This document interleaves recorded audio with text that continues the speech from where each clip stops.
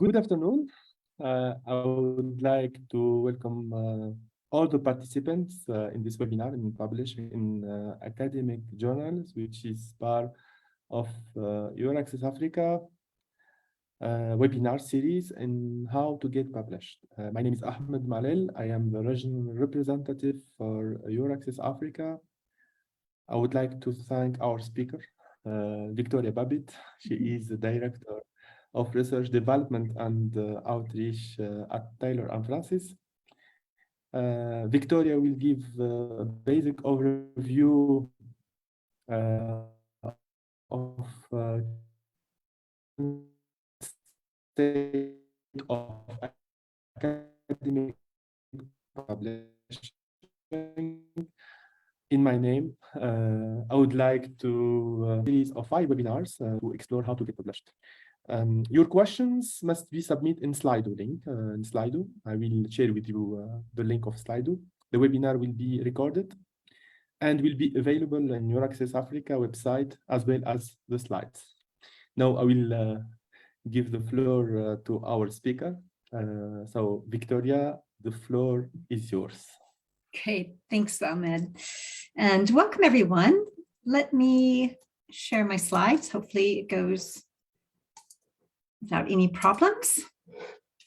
Here we go. Good. Are you able to see those? Okay, I'll assume everyone can see. Yeah. Great. All right. Well, good afternoon, everyone. Yes. I am absolutely delighted to be here with you today, albeit virtually. I'd much rather be somewhere in Africa. Today, I will be taking you through the publishing process and providing guidance based on our experience at Taylor & Francis, as well as our insights from our editors that we work with. And just to let you know, we should have plenty of time for questions at the end of the session. But as mentioned, we're going to be using Slido for the questions. And I encourage you to type in questions as we go, just so that you don't forget the question in the end. So let's get started. We're actually going to begin with a crucial step in the research and publishing process, and that is understanding what you're doing, why, and who you would like to communicate with.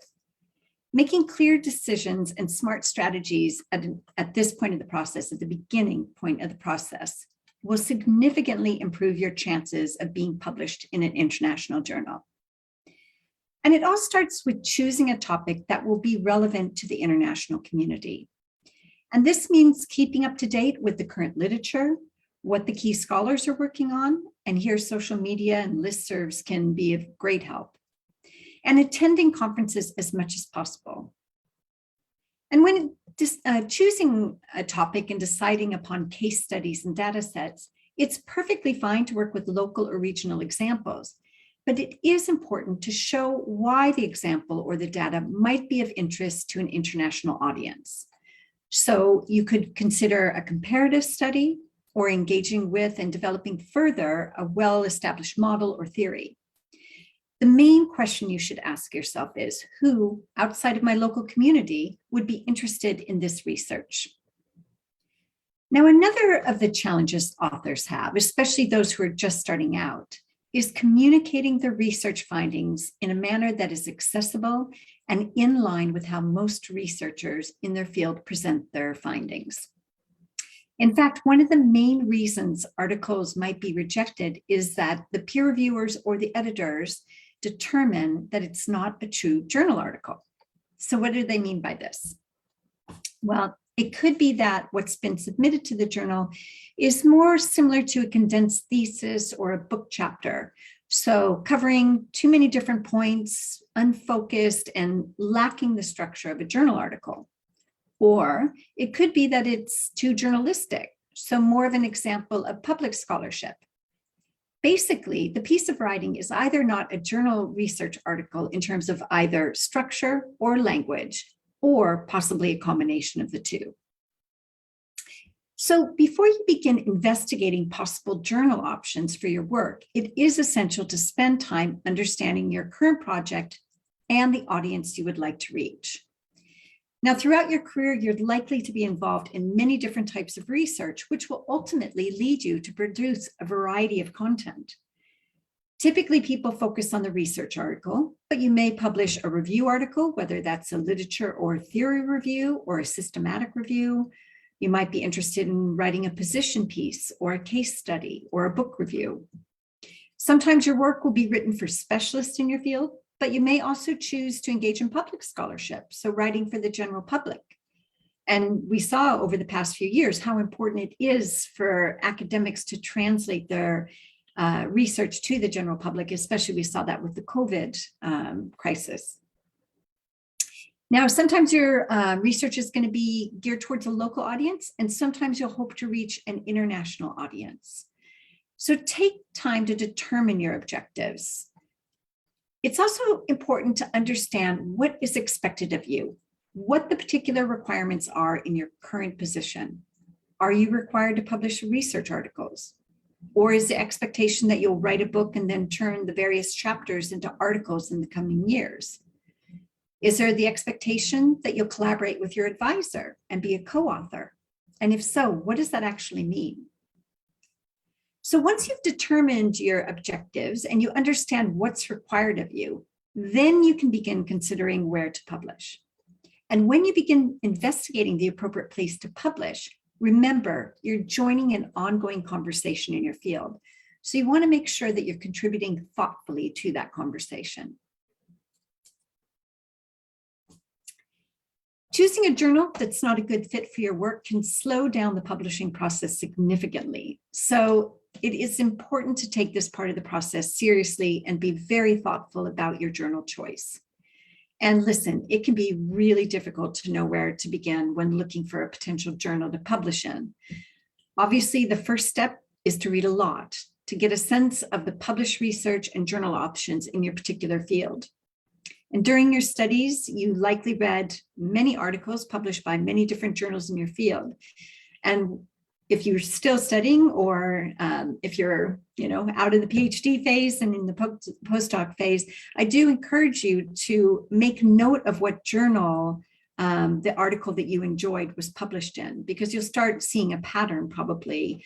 Certain articles, the research really resonates with you, and you'll notice that perhaps it's the same family of journals that are publishing that work. Now, some of your peers and mentors may have publishing experience and can share their insights. So talk to your network of colleagues, those who really know your work, and ask for journal recommendations. And if they published in those journals, ask them about their experience to see if they have any advice to offer about the process. Academics and researchers are assessed using different criteria depending on the institutions and sometimes a particular field. So here again, you want to take time to understand how you will be assessed in terms of publications. So do you need to publish a certain number of articles each year? Are there particular journals you need to publish in? For instance, is there a ranking system at your institution for journals where you might receive more points for publishing in one journal as opposed to publishing in another? Do you need to publish your work open access? The answers to these questions will likely be different for each one of you. So whatever criteria you need to meet, make sure to take it into consideration when selecting a journal to submit your work to. Now, apart from your own experience, the feedback you receive from colleagues, and the different criteria set by your institution, there are other methods of identifying journals to publish in. So at Taylor & Francis, we have what we call a journal Suggestor tool that will help you identify potential journals to publish your work in. So what you do is, I've got a little screenshot of it here on the slide, and you just copy and paste your abstract into that white field and click on Reveal Suggested Journals. And the system will produce a list of journals that they think are a good fit for your work based on the language you've used in your abstract. Now, these systems are never perfect, but it can be a nice starting point for you. So once you've identified some journals that might be a good fit for your work, you then need to carefully read the aims and scope statements to make sure that they are indeed an appropriate place to publish. So aims and scope statements are designed to give librarians and students and researchers and potential authors a clear understanding of what the journal is about and the type of research they're interested in publishing. So here we have an example of a journal, the AAG, the Annals of American Geographers. That's what we call a generalist journal. So this is a journal that covers broad subject matter across the discipline of geography. So physical geography, human geography, environmental sciences, and cartography, etc. However, they do highlight some requirements. First of all, they want research that is innovative.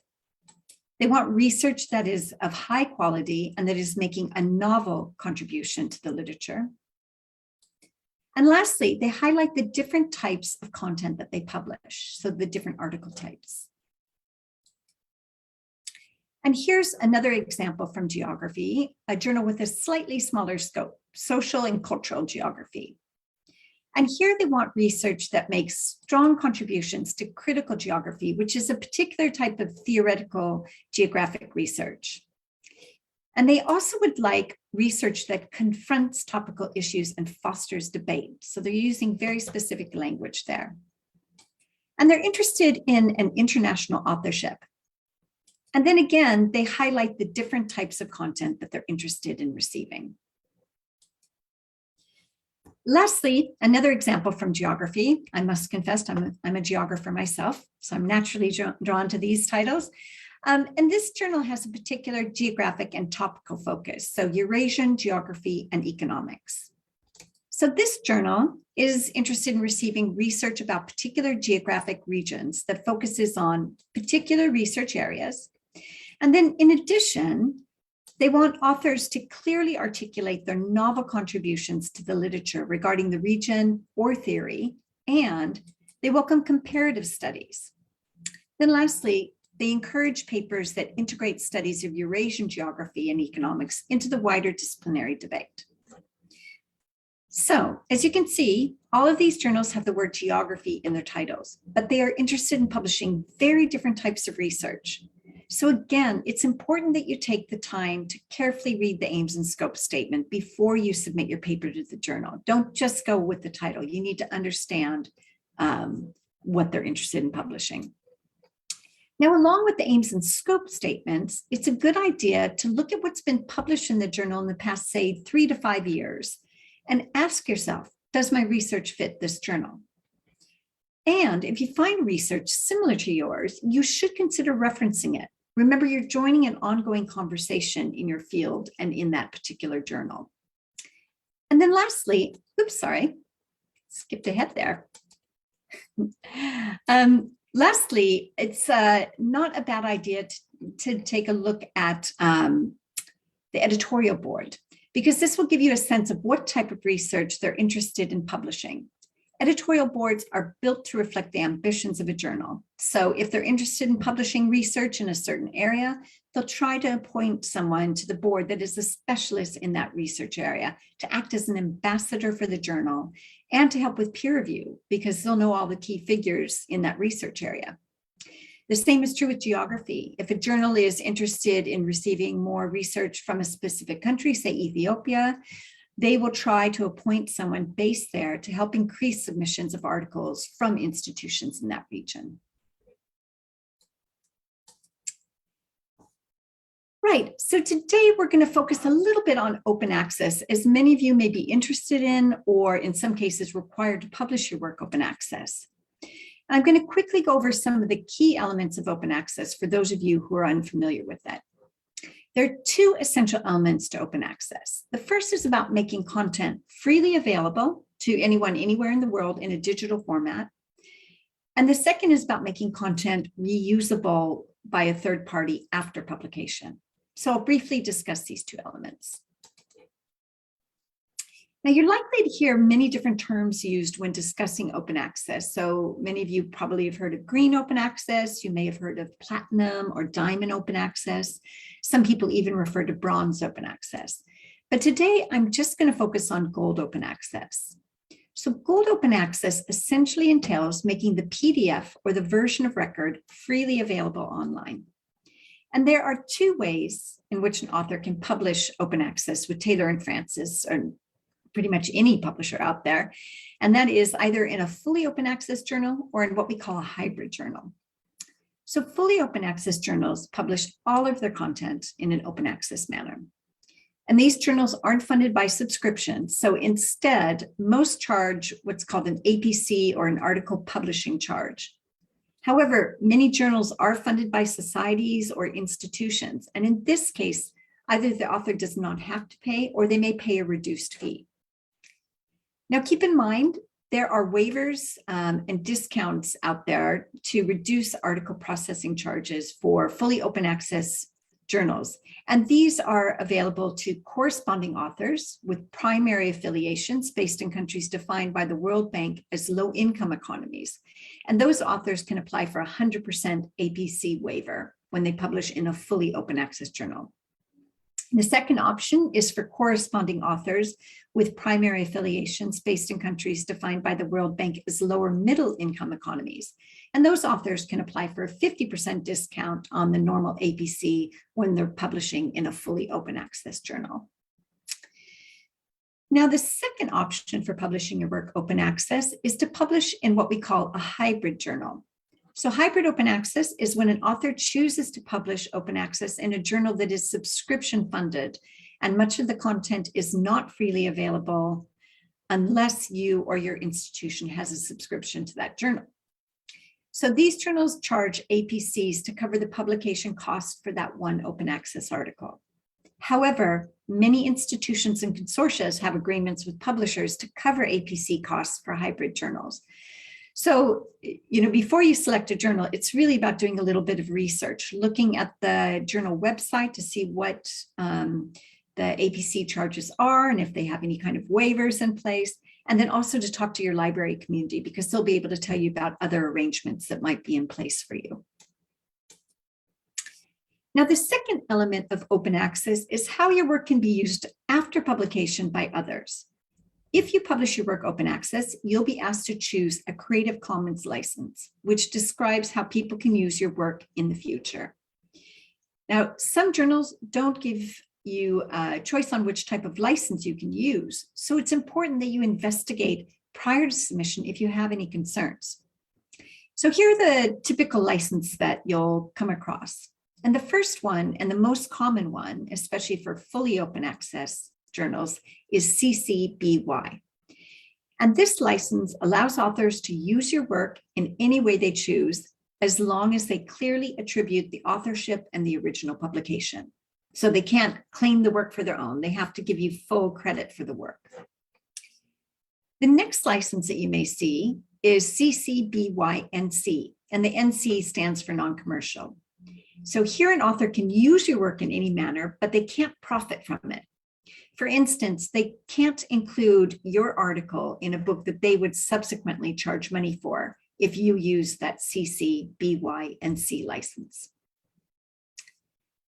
And then we have CC BY ND, and here the author cannot change your work in any way. They must use it in the original form. For instance, this would mean that they could not translate your work into another language and publish that translation if you use that license. And then lastly, we have CC BY SA, and this means when people use your work, they need to attach the same license as you originally did. And this, of course, is important to be aware of when you're using other people's open access work. Now, unfortunately, in recent years, we have seen a rise of fraudulent activity on the parts of organizations claiming to provide services to researchers. And many, if not all of you, will be aware of predatory publishers, or sometimes are referred to as scam publishers or fake publishers. And these entities present themselves as legitimate publishers, editors, and journals. And they will inundate your email inbox with invitations to publish your articles with them. However, often the journal in question will be well outside of your research area. So take a look at the example on the upper right-hand corner of this slide. This is actually an email that my partner received recently, and it is from a medical journal interested in publishing his research, which focuses on financial economics and asset pricing. So one would assume not a great fit for a medical journal. Predatory publishers have many characteristics in common. Their websites contain incorrect or misleading information. For instance, they have a tendency to copy established journal names and website designs, but there will be some small, slight differences, such as, maybe the subtitle of the journal is different than the original journal. The editorial boards will feature names of well-established researchers who never agreed to be on the board. And they also promise very fast peer review and publishing time. So they tend to, promise publication within a week. Crucially, the peer review process often doesn't happen, or it's fabricated. And lastly, they often have confusing or unclear information about publication fees. So as I said earlier, all information about APCs should be clearly labeled on the journal website. If you've been paying attention, it shouldn't come as a surprise at the end of the process. The other trend that we're seeing that I'd like to highlight is predatory services for authors. So these entities set up professional-looking websites offering a number of services similar to legitimate publishing service companies, such as language editing or scientific editing. They will often also offer to format your paper in the style of the journal you'd like to submit to, and then they offer to take care of the submission process for you. What we have found is the websites look professional, but if you look closer, the language doesn't quite make sense, such as the text on the example in the lower right-hand corner of this slide.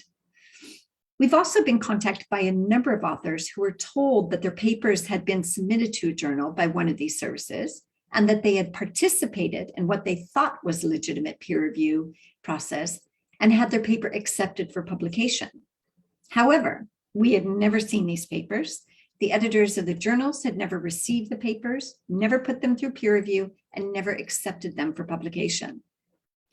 Now, unfortunately, the authors had received fake but official-looking communication from what they thought was the editor in our production department. And the communication was really authentic-looking, using the same kind of systems of numbering as we do as a publisher. The main point I want to make here is always submit your article yourself. Never let anyone else do it for you unless it's one of your co-authors. Now, there are a few resources out there to help you make sound decisions about where you'd like to publish. One great resource out there is Think, Check, Submit. And this is a cross-industry initiative. So a bunch of publishers got together and came up with these guidelines that aim to help researchers make informed choices and to choose trusted journals to publish their work in. So Think, Check, Submit basically has created a cool toolkit that is comprised of questions that you can use to interrogate a journal to see if it meets certain guidelines. Another resource that's great is the DOAJ. This is a database for open access journals, and it's basically a whitelist for journals. So it's all the journals in there have a stamp of approval, basically. So the journals in this database have been screened to ensure that they're legitimate. However, like many databases, there is an assessment period. So new journals that are legitimate might not be listed immediately. And in those cases, you need to make sure that they're published by a respected publisher. And here's where the last organization can be of help, OASPA. So OASPA is an organization for publishers and other service providers working with open access. Members need to meet certain standards to be included in OASPA. So if the journal you're considering publishing in, and again, we're talking about open access journals here, is not included in the DOAJ and or their publisher is not a member of OASPA, you should proceed with extreme caution. And one resource that I don't have on this slide is your library community. Librarians usually have a really good understanding of who the key publishers are out there and what to look for in terms of predatory publishing. So don't forget to reach out to them if you're confused. Now, today we don't have time for a full writing workshop, and I think it would be pretty difficult to do in this format, but I just wanted to share some basic tips to help you make your argument easy to read and understand. First of all, to gain a good understanding about how to communicate your research, I suggest you read a lot. The absolute best thing you can do to become a great writer is to read other great writers in your field. See how they structure their papers and their arguments, how they present their data, And then you can model your paper structure after theirs. I'm not suggesting you plagiarize their writing, but you can use their writing as an inspiration. So again, just kind of take note of those writers that you really appreciate, the ones that are really good communicators that you find enjoyable to read, and use them as an inspiration. Now, if at all possible, write your paper first and edit it later, because this will help you create a through line in your paper that holds all the different parts together. And remember, simplicity is key, especially when you're dealing with complex problems and theories. So think about your sentence structure and your use of the passive voice. Sentences should be kept relatively short. I usually recommend about 2.5 lines on a page. Otherwise, the reader may lose track of your point. You should also think about varying the lengths of your sentences to create a bit of rhythm in your writing. Again, it makes it more enjoyable to read. Passive voice in sentences is sometimes necessary, such as in method sections where it's common to write "the research was conducted" rather than "I conducted the research." However, make sure to mix it up with the active voice.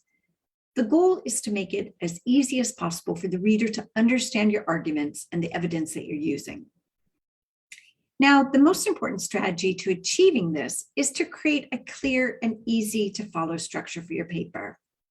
So for empirical research, irrespective of discipline, most academic papers follow this model, the IMRAD model, though the emphasis may be put on different elements and the terminology might be somewhat different.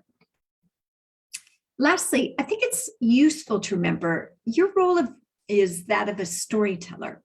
It's up to you to give life to the exciting story of your research and translate the passion that you've had for the subject to the paper in an easy to follow manner. I'd just like to focus a bit on the introduction because it's especially important that you create a strong introduction. The introduction lays the groundwork for the entire paper and is often the only part of the paper people read carefully. In terms of a peer review, often editors, especially those editing large journals, will carefully read the introduction and then just skim the rest of the article to decide whether the article is a good fit for the journal in terms of both content and quality. So it's incredibly important that you create a strong and well-structured introduction, so about 2 to 3 pages, that establishes the research question or problem you're exploring, provides a clear thesis or argument, which is easy to see and to understand. And you want to make sure that your argument stands out. Don't bury it in the midst of a paragraph at the bottom of the second page. As you see in this paper, they have placed the main argument in the second paragraph just after they provided the problem and the background to the research. And you want to make sure that it provides a review of the literature, if that's standard in your field. Though sometimes the literature review is in its own section. You should also provide an outline of the structure of the paper. So I've written a roadmap here, letting the readers know what they can expect, which would be the methods or theory section, results or finding, discussion, and finally conclusion. But do keep in mind that some journals and disciplines require very clear structures with simple headings for their papers, such as the example here, where they clearly label the different sections of the paper. So a roadmap would not be quite as important in those cases. Just review papers in your field and in that particular journal that you're submitting to see what the standard approach is, and you can follow that. Now, apart from the paper, another important element is the abstract. And like the introduction, the abstract is often the first thing an editor or potential reviewer or reader will look at to assess whether an article is of interest. So it's essential that you spend a good deal of time writing and refining your abstracts. So here are some basic tips. First of all, it's difficult to write a decent abstract before you actually finish the paper, as the abstract is an overview of the content. You want to make sure you know the particular parameters for the journal you're submitting to, because most have word counts and perhaps guidance on format and structure. And then you want to think about who your potential audience is and write it for them, because you might use slightly different language if you're writing for practitioners, or if you're hoping that people, researchers that are deeply embedded in your research field will read your work. And then after you've written your first draft, go through and remove any unnecessary words. You just want to focus on the essential information. And if you end up revising your paper after you've written the abstract, make sure to go back and review and revise the abstract as well, because you may have changed something in your paper that's really essential that needs to be reflected in your abstract. And then lastly, read it out loud and have others read it for fluency. If your abstract is difficult to read, it's unlikely that people will click through to the article. So here are 3 examples of structured abstracts, which many journals require. And while the journal you're submitting to might not require you to format your abstract in this manner, these give you a good sense of the type of information you should include in the abstract. So the first example is from a social science journal, which asks for the research question, the methods, results, and findings, and then the implications of the research. Then the second is from a public health journal, which presents the background, the objectives, the methods, results, and the conclusions. And then the final is from an environmental science and policy journal, which asks the authors to highlight policy insights in the research.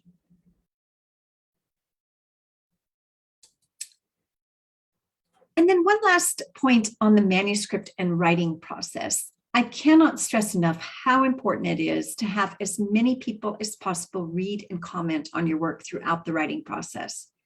And you have many resources you can draw upon to receive good critical feedback. First of all, you have your local network, whether that's your PhD committee or colleagues. You want to find those colleagues who will give you tough, detailed feedback, who will tear your paper apart with the goal of making it better. Now listen, it's also really important to have those supportive colleagues who will pat you on the back and say, great job. But to get your paper in the best possible shape, you need those who will give you critical feedback. And don't forget to reciprocate. Regional and international conferences are also a great place to share earlier versions of your work. And one of the positive outcomes of the past couple of years is that conferences have become a bit more accessible as they've moved online. And even as we're opening up again, I've noticed that most conferences are at least hybrid. So you have that option to join remotely. Do try and participate in conferences if you're able. They provide the opportunity to receive feedback from researchers from outside of your current network. So you might get some new perspectives on your research. And then lastly, if you have a chance, I recommend setting up a writing group at your institution or maybe across institutions in your subject area. One model is to have a monthly meeting where researchers at different stages of their career can provide feedback on one paper. And it's really helpful to have researchers at different stages of their career, as it tends to demystify the writing process, especially for PhD and postdoc students. Communicating research is really challenging for everyone. It's important for young researchers to see that even researchers with plenty of publishing experience struggle with the writing process. It's also not a bad idea to include researchers from adjacent disciplines, as they'll likely focus on how you're communicating your findings rather than the research itself. And then lastly, it helps keep you on track. If you know that you have to share your paper in the next session, you'll commit to finishing a draft. So the goal here is really to get your paper in the best possible shape you can before you submit it for publication. Now, prior to submitting your work, it's imperative that you read and follow the instructions for authors. Every journal will have what we call instructions for authors, which you can find on the journal website.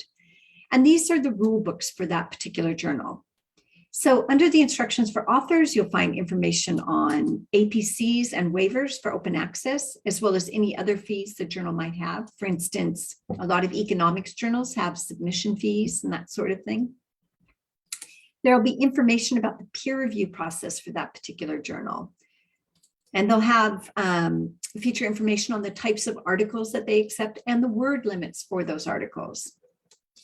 There might be reporting guidelines, especially for medical titles, and information about how you should prepare your manuscript. So the formatting and the heading and the reference style. There will also be information about data sharing policies for the journal, and any other relevant information about the process, such as similarity checks conducted upon submission. So we're moving on to peer review, and I think this quote really captures the importance of peer review. Not only is it quality control, but it's also a form of collaboration between researchers. And researchers agree that peer review is an essential part of the process. So the chart here is a bit dated. It's from a massive 2018 peer review study that was conducted by Publons. And here you can see that the majority of researchers find peer review either important or extremely important. Peer review is where papers are assessed for the different elements that we've discussed today. So is the article a good fit? Does it follow guidelines? Is the research novel and making contribution to the field? Does the evidence support the findings? Is it well written? Is it contributing to the body of literature?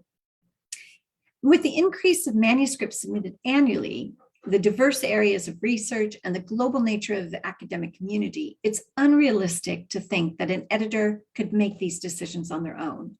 They'll not have the expertise in all of the subject areas and emergent fields of study.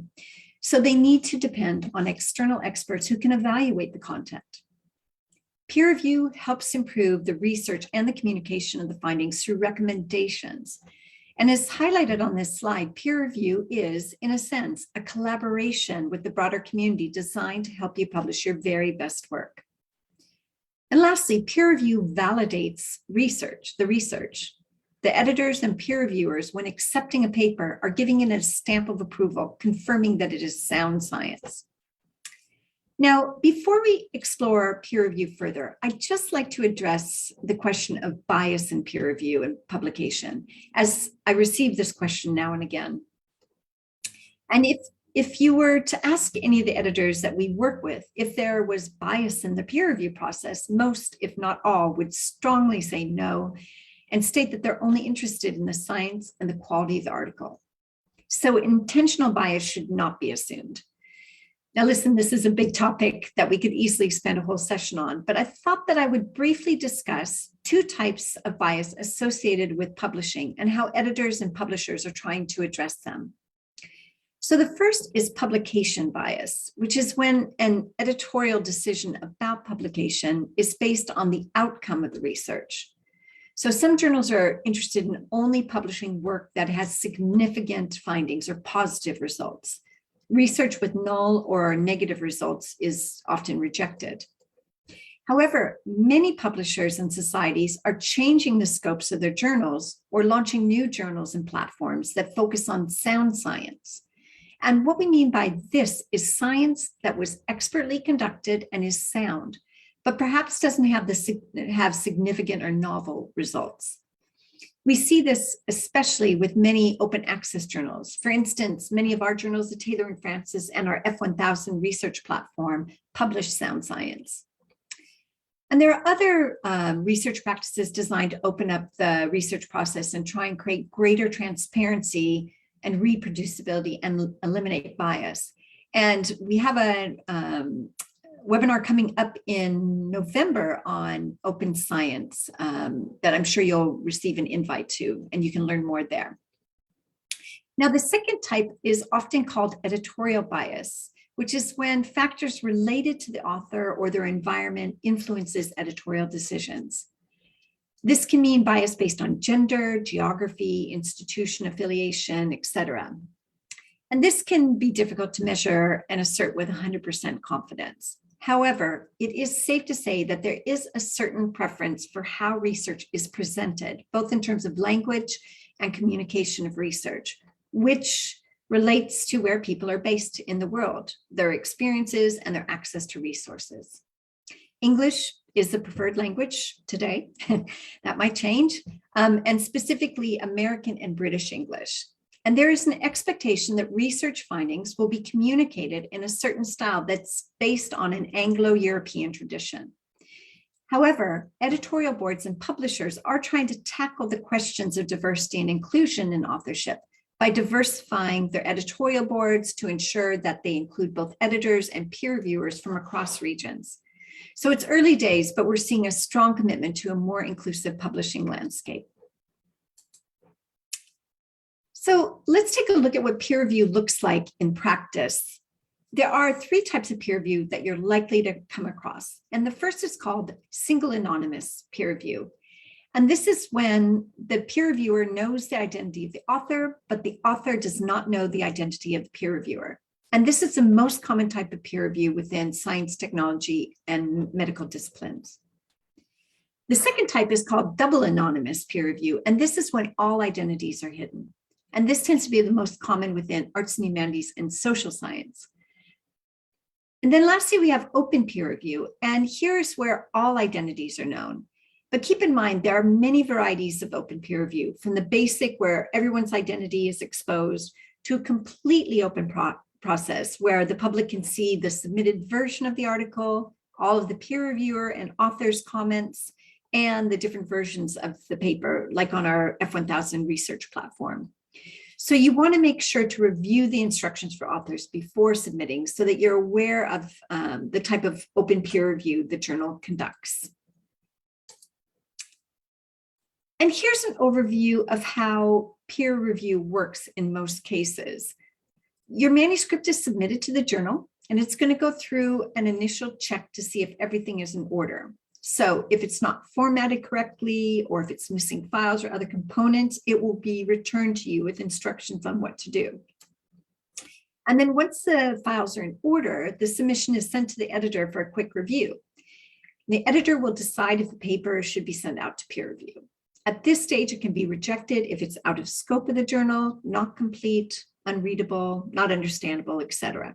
And this is called a desk reject. And usually that decision comes relatively quickly, usually 1 to 2 weeks. Now, if a paper is of interest, the editor will send it out for peer review, usually to 2 or more external reviewers who are specialists in the field. And they will read the work and provide a report to the editor with a recommendation for a decision. And the most common recommendations are revise and resubmit with major revisions or with minor revisions. And this means they're interested in your work, but they just have some suggestions on how you can make it even better. Now, revise and resubmit with major revisions, that means that there's something in your paper that they find interesting, that they think that there's some promise here. It might be the data you're working with, it might be your argument, the methods that you used, whatever the case is, but you still have a lot of work to do. It's not guaranteed the paper will be accepted, but they want you to continue working on it. And then revise and resubmit with minor revisions. That is when there's just some small little tweaks that need to be done to your paper. It could be that you need to rework a section. You might need to include some new citations, or any number of things. But if you address the reviewer's concerns, it's likely that your paper will be accepted. Now, your paper can also be rejected at this point, obviously.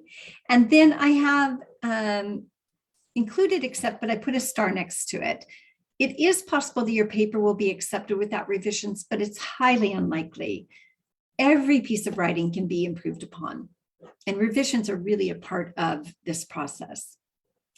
Now, once you make the revisions, you will resubmit to the editor, who will either accept it or send it out again to the reviewers to see if they're happy with the new version or if they have further comments. Now, here's the bad news. Your paper can go through this process a couple of times and still be rejected. And I'll tell you how to avoid that in just a moment.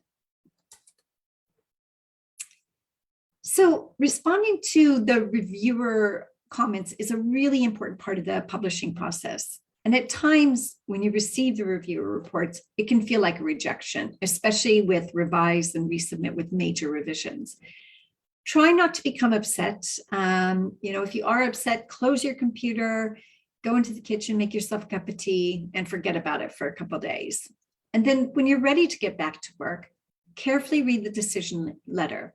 It may include advice on how to respond to reviewers' comments, and it will definitely provide information about the deadlines for returning your revisions. If you have co-authors, you want to set up a meeting to review all of the reviewer comments and make sure to share the reports with everyone prior to the meeting, so everyone has the time to digest the reviewer comments.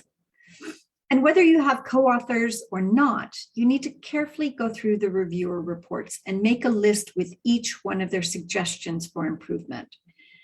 You may want to group the comments based on category. For instance, group all the comments about the literature review in one area and methods review, whatever works for you. But once you've captured all their comments, all their recommendations for improvement, you need to go through the list and decide which of the recommendations you'd like to adopt. And then you need to make those changes. Now, here's the key to avoiding the fate of going through the revisions process a couple of times and still being rejected. When you send back your revisions, you must include a note to the editor clearly detailing how you've addressed the peer reviewer's concerns. So where you have adopted the peer reviewer's recommendation, clearly detail what you changed and where that change can be located in the paper. So you can include the page and line numbers. You can highlight the changes. Some journals welcome the use of track changes to help editors and peer reviewers see what you've done, but you still need that cover letter that's detailing, explaining what you've done and why you've done it. Now, you're not going to agree with all of the peer reviewers' recommendations. That's absolutely natural. But when you don't agree with one of their recommendations, you need to clearly and respectfully explain why you chose not to amend your paper, why you chose not to adopt that recommendation. And you need to be specific. So for instance, if the peer reviewer thought you should cite another paper, but you feel that it's out of scope of your project, explain why that is so that both the peer reviewer and the editor understand your logic. Now, once you've detailed how you've addressed each of the peer reviewer's comments, review your response to the editor and make sure that you've included all of the recommendations and actions that you've taken, and that you've done so in a clear manner, and that the letter is professional and devoid of any frustration. This can be an incredibly challenging process, so it's absolutely understandable that you may become a bit frustrated. It's just important that that doesn't influence your communication with the editor. Most importantly, remember to be respectful and professional during this process. This is your community, your future network. You may end up submitting to the journal again. You may be asked to peer review articles for the journal. You may want to become a board member one day, or you might have dreams of collaborating with the individuals who are currently reviewing your paper. Keep this in mind during the process. And remember, the editor and the peer reviewers are trying to help you publish the very best version of your work. So try not to take it personally. It's really about the research, not about you as a person. Right, so I always like to finish this talk by highlighting the top 10 reasons for rejection. And this list comes from our editors. Over the years, we've asked them about why they reject articles, and irrespective of discipline, the answers tend to be the same. So the first one is sent to the wrong journal. That's why I spent so much time about what you need to think about when you're choosing a journal to publish your work in. So again, remember to carefully read the aims and scope of the journal and look at what's been previously published. Number two, that comes back to what I was talking about at the very beginning of the talk, understanding what sort of writing project you're undertaking and researching the best platform for your work. Number three is really easy. That's about reading and following the instructions for authors. And then 4 through 9, I usually pull together with one solution to that, and that is about sharing your work as much as possible before you submit, finding those trusted colleagues that can read and comment, and those colleagues especially who will give you critical feedback that's designed to help you improve your work. And then again, if you can, present at conferences as much as possible. And the last one is libelous, unethical, rude, or lacks objectivity. And you want to avoid this at all costs. And I didn't have time to go through ethics concerns that we have today, because ethics issues are on the rise in publishing. And it's a real problem. And perhaps in the future, we can do a session on research and publication ethics. But if you would like more information and guidance on that, just get in touch with me after this session. And lastly, I just wanted to highlight a great resource, which is our author services website. And this site offers support and guidance and tips on copyright, ethics, more information about choosing a journal, different checklists that you can use for submitting, and then also a lot of information about how to promote your research. So different things about how to tweet research, etc. And you'll also find our events page on the Author Services site as well. And there we have a lot of different webinars that are going on all the time, pretty regularly. So you can register for those sessions there. And that is it for me. I've included my email address on this slide. So, don't hesitate to contact me after this session if you have any questions that weren't answered today. With that, I will stop sharing. Oh, thanks a lot, Victoria. It was very clear, very great presentation. We have received many questions. Yes, please use the slide link. I will go one by one for the questions. And so the first question is, how could you respond to journals who are maybe not predatory but opportunistic and ask you to review? In other words, is not in the Web of Science or Scopus? Yeah, I mean, every journal wants to be in the Web of Science and Scopus, but sometimes that process takes a long time. There might be absolutely legitimate journals. Maybe they're newly started. Maybe they were a small regional journal that are trying to become an international journal. It doesn't mean they're predatory at all. They're just not well known. At the same time, people talk about predatory publishing as being a spectrum. There isn't one model of predatory publishing. There can be quite a few different models of predatory publishing. But if somebody's contacting you to review a paper, then that's just part of the publishing process. In that sense, they're not asking you to pay for something, because predatory publishing is always linked to money. Predatory publishers are trying to extract funds from you. Whereas this sounds like just a smaller journal that has not successfully gotten into the Web of Science or into Scopus yet, that is looking for peer reviewers. So really it comes down to, do you have the expertise to review that paper? Do you have the interest in reviewing the paper? Do you have the time in reviewing the paper? And it is perfectly fine to say to an editor, a managing editor who's contacting you for a review, it's perfectly fine to write to them and say, I'm sorry, I don't have the time to do that right now, but you can contact me in the future. That was a rambling answer, but hopefully I ticked all the questions there. Oh, you're muted. So it's okay. Okay. For the second question, why does the peer review process take so long a time? I have yet to do a workshop where this question doesn't come up. Oh boy, there's so many reasons why it takes a long time. Let me go through the list. So Taylor and Francis, I can talk about our experience as a publisher, and I should say we are the largest humanities and social science publishers. So when I throw out the numbers I'm going to throw out now, some of you people in the medical sciences will think, oh my goodness. But usually when we're talking to our editors, we advise them to try and get a first answer back to authors within 3 months. So that is, revise or resubmit or reject or whatever the case is. Okay. Now, some journals are faster, as I say, in some disciplines, engineering, things like that. It doesn't take quite as long to review papers because it's not as text heavy as it is in arts and humanities and social sciences. So there will be a lot of variation there. Now, what delays that process? One thing is finding reviewers. It's becoming increasingly difficult to find reviewers. The system is just overwhelmed right now. There's just, an increase in research output. We all know this, and it's really challenging to find peer reviewers. If the research is very niche, it can be difficult to find someone who's a specialist in that area. And then maybe the journals do find people who say, yeah, I'll research, I'll do a review for that paper. And then they disappear. They ghost the editor. and the editor's chasing them, and 3 months go by, 4 months go by, 5 months go by, and so the peer review process has worked in terms of the editorial side of things. It's just the peer reviewer has been late getting back.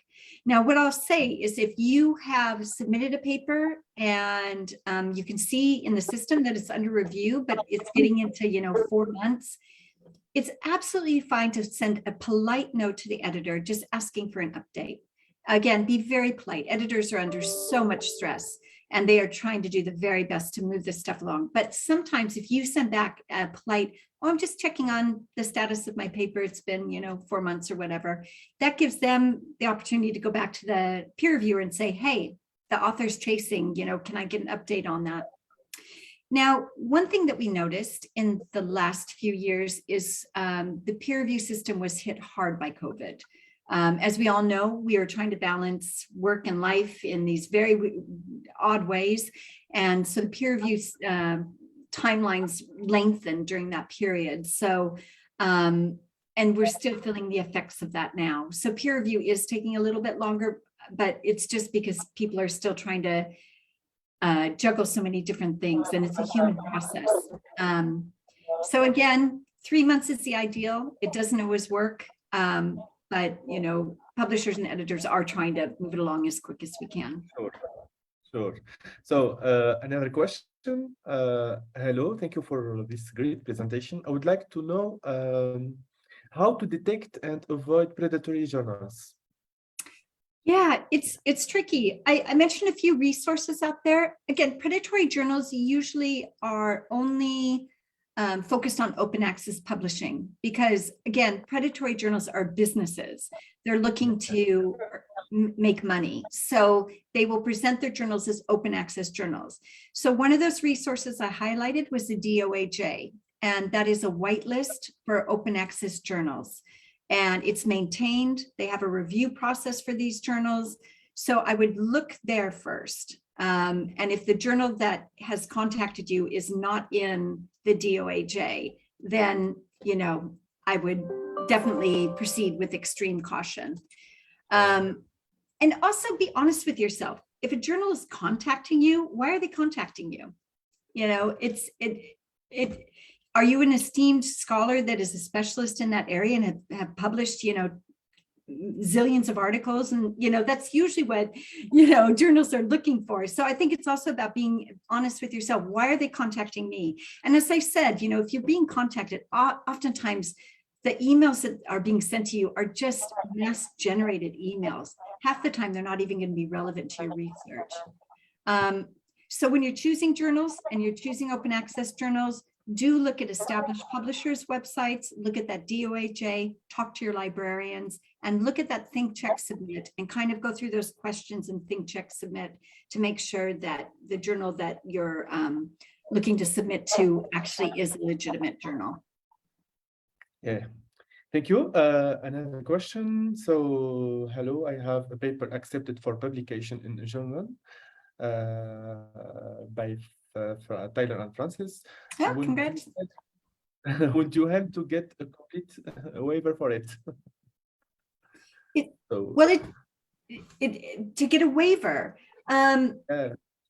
So if it's an open access journal, usually you apply for a waiver at the beginning. Like when you submit your article for publication, there'll be a bunch of questions in that first part of the process. So if it's an open access journal, they'll usually say, there might be questions, do you agree to pay an APC? I can't remember what the formation is, but then they'll also have questions about applying for a waiver. So if it's not an open access journal, you don't have to worry about waivers, but if it is an open access journal, it's usually the beginning stage that you apply for waivers. Now, if for some reason you've gotten to the end stage and the article is accepted, you can always contact the editor and or the publisher and ask about waivers. So you can contact our customer service email and or the JEO, the peer review site contact, and they'll help you out and tell you what you can do in terms of process. Good. So we have another question. Thanks a lot for the wonderful presentation. I would like to know if we can submit a manuscript that we had previously presented at the conference. Yeah, no, absolutely. That's a real natural part of the research process. As many of you know, you go to the conference circuit and present your work as you're developing it and that sort of thing. Now, the only exception to that would be if the conference itself published the work as extended abstracts or as, I'm forgetting the proceedings, something like that, where the work will have a DOI already attached to it. So what I can say there is if you did already publish an extended abstract, you can always write to the editor and say, this is how I've developed the work further. I presented at this conference, they published an extended abstract, but I have, added these sections and, extended the argument or whatever it would be so that this new publication would be original. But, that's only if it did publish an extended abstract. If they didn't publish an extended abstract, it's absolutely fine to publish. It's good to put a note, put a footnote or something saying, this paper was previously presented at this conference. That's absolutely fine. Yes, okay. So this question is related to discussion section. What is the best way to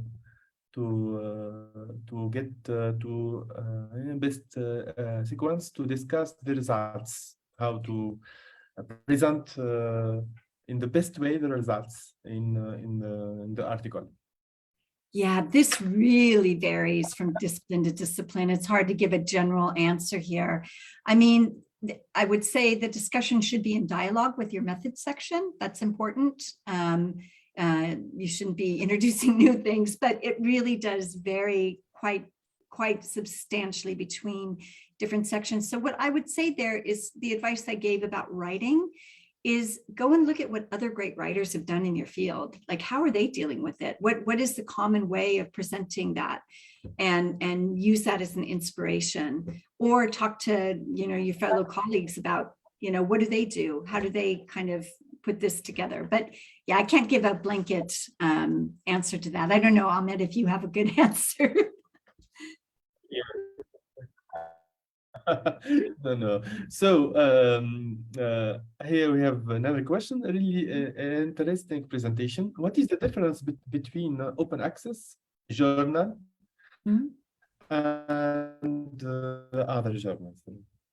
So open access journals and other journals, yes. So traditional. And,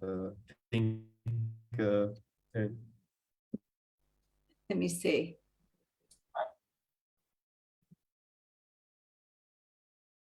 So difference between open access journals and regular journals, is that the question?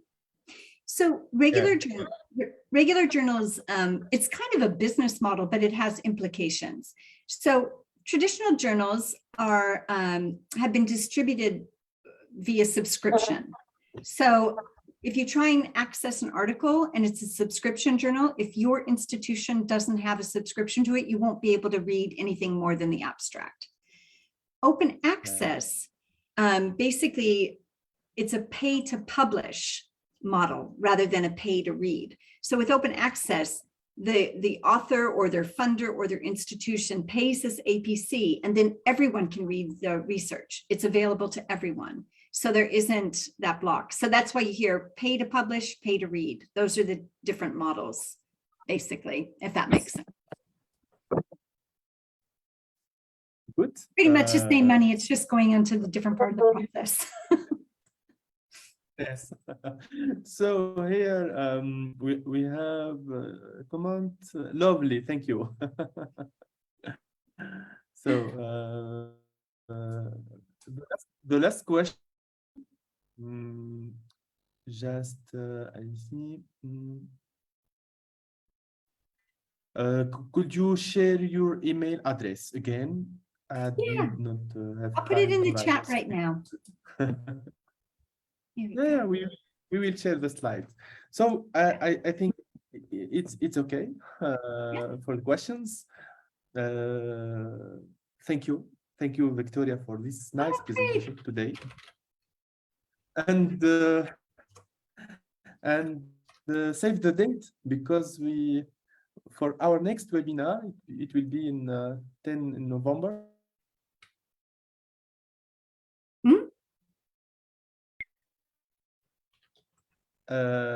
So save the date. We will add all the news in our EURAXESS Africa website. So thank you to all, and thank you, Victoria. Thanks. And bye-bye. Bye, everyone. Bye.